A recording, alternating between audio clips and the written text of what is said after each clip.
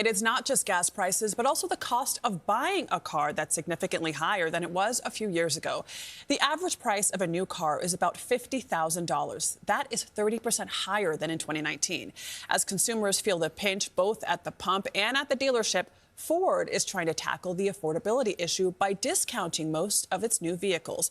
CBS News senior transportation correspondent Chris Van Cleave spoke with the CEO, Jim Farley. Calling the move American value for American values, Ford plans to discount most new cars as it marks America's 250th anniversary, offering employee pricing, CEO Jim Farley. We want to celebrate veterans and those people that really make our communities run. The months-long sale move comes as the average American is paying roughly $800 a month for their car. 1 in 5 have a payment at or above $1,000. Can Americans afford the price of these cars today? Some Americans can, but we need to do a great job as a brand and as an industry to make our vehicles more affordable. And I think you're certainly going to see that at Ford over the next couple of years. When you say that, some Americans can afford the high price of cars, is that alone a problem, that only some Americans can afford the cars now?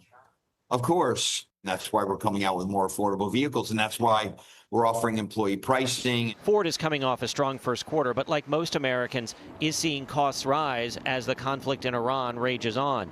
If the prices stay high, then that will flow into our business. We've had $1 billion so far this year, and thankfully we're able to offset a lot of that at the company.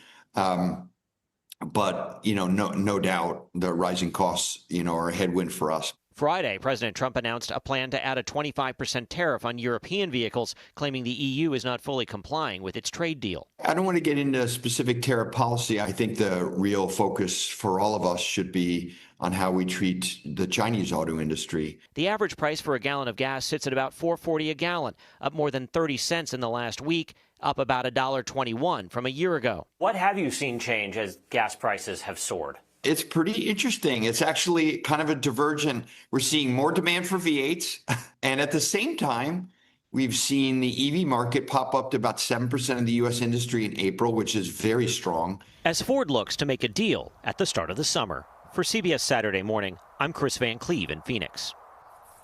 This is my question. We had obviously all those tariffs. Ford, of course, was one of the folks, that was heavily tariffed with, autos.